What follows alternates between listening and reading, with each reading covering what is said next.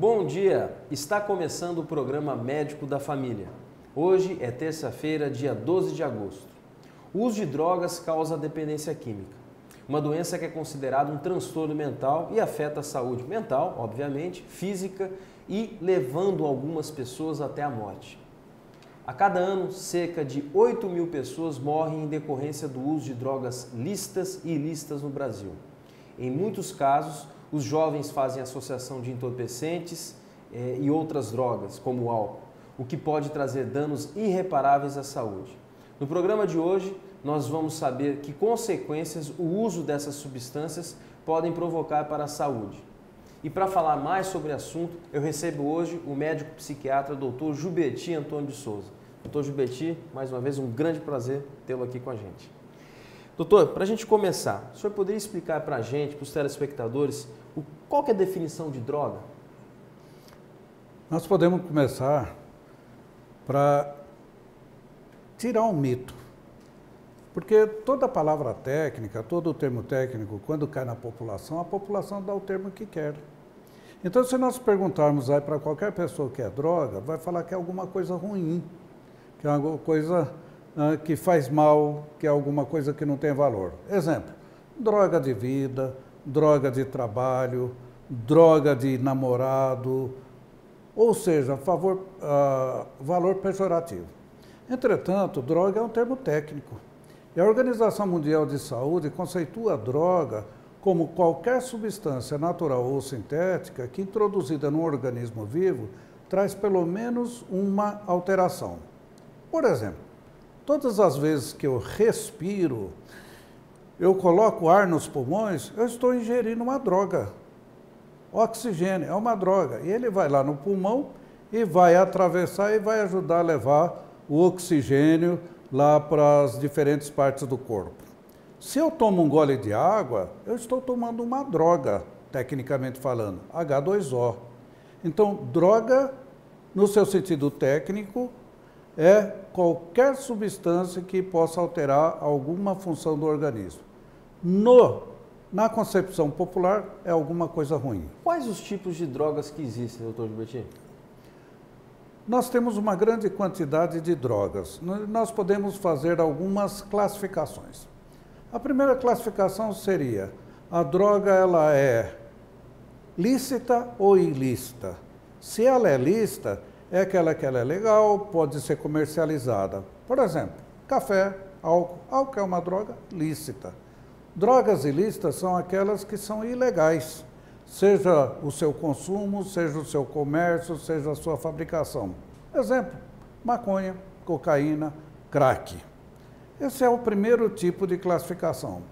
O segundo tipo de classificação é qual estrago que pode levar, qual é o potencial dependenciógeno. Então, nós temos drogas que causam muita dependência, por exemplo, o crack e o álcool. Uma é ilegal, outra é legal.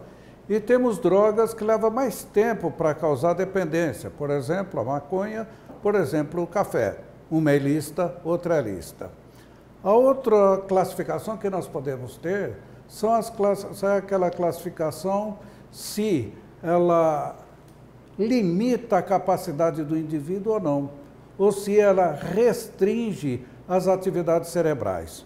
Por exemplo, o cigarro. O cigarro é uma droga lícita e não altera a capacidade cerebral. A maconha, ela é ilícita e restringe a atividade cerebral. Então, nós verificamos que uma classificação não impede a classificação de outra. E os usuários, os dependentes, eles também apresentam pelo menos duas classificações. A primeira classificação que o dependente ele fala é a droga leve e a droga pesada. A droga leve, maconha, a pesada que seriam as outras. É uma classificação que não resiste a qualquer tipo de argumentação, até porque vale só para o interesse das pessoas. E uma outra classificação, que também não resiste a qualquer análise, é quando o dependente fala assim: isso não faz mal, eu uso a maconha porque ela é natural. Ora, natural é um vegetal, vem da terra, É quimicamente, C6H12, ON, não sei o que, sai da terra, é natural? Não, é química também. E aí, o dependente, ele termina fazendo essa classificação como se usar apenas drogas vegetais não fizesse mal. E aí eu faço sempre duas brincadeiras. Urtiga também é vegetal, é natural e sai da terra. Senta em cima de uma urtiga para ver o que acontece. A outra coisa, todos nós aqui na região, nós conhecemos, mandioca. Mandioca é uma raiz, sai da terra. Espreme a mandioca, toma o leite da mandioca para ver que veneno que é o ácido cianídrico.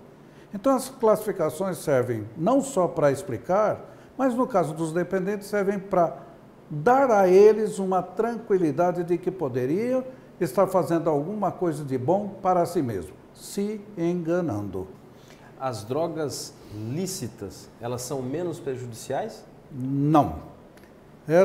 Esse é um outro mito. Por exemplo, o álcool é uma droga lícita. O álcool é uma droga lícita. E nós verificamos que 10%, cerca de 10% da população adulta tem algum problema com o álcool.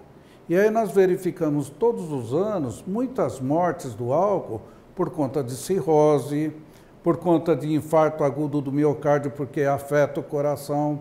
Nós verificamos por causa de acidentes automobilísticos, quedas. Então, não é que seja menos perigosa pelo fato de ser lícita, não. É lícito por uma questão político-econômica. O álcool, ele é fonte de economia de uma grande quantidade de países. Se alguns países ficassem sem a cana-de-açúcar, sem o álcool, faliriam no mercado internacional. Então, a questão de ser lícito e ilícito são dois dos aspectos a serem considerados. Primeiro, é se seu efeito é mais prejudicial do que benéfico. E segundo, a questão política no momento. Álcool é um grande problema de saúde pública. É um grande problema e que leva a uma grande quantidade de mortes, de acidentes, de amputações, e, entretanto, ela é lícita. Doutor Gilberti, o que torna alguém dependente químico? Nós precisaríamos algum tempo. Na verdade, a pessoa pode ser dependente por fatores próprios da pessoa, por fatores próprios da substância e por fatores próprios do meio ambiente. Então, é a junção dessas três características. É por isso que não existe um dependente igual ao outro. Por quê? Por exemplo, pessoas tímidas e inibidas, e se começam a fazer uso de algum tipo de substância que o deixa mais alegre, mais satisfeito, e num ambiente mais permissivo, ele tem maior facilidade em desenvolver a dependência. Se for uma pessoa com características maduras de personalidade, bem inserida na sociedade, bem inserida familiarmente, ele até pode experimentar droga que dificilmente desenvolveria a dependência. Então, depende da junção desses três fatores. Claude Olivenstein, que foi uma das pessoas que mais estudou droga no mundo, ele dizia que a dependência é o encontro de uma substância com uma pessoa e com seu meio ambiente. Doutor, tá ótimo, mas a gente tem que dar um breve intervalo comercial. Não saia daí, já já voltamos.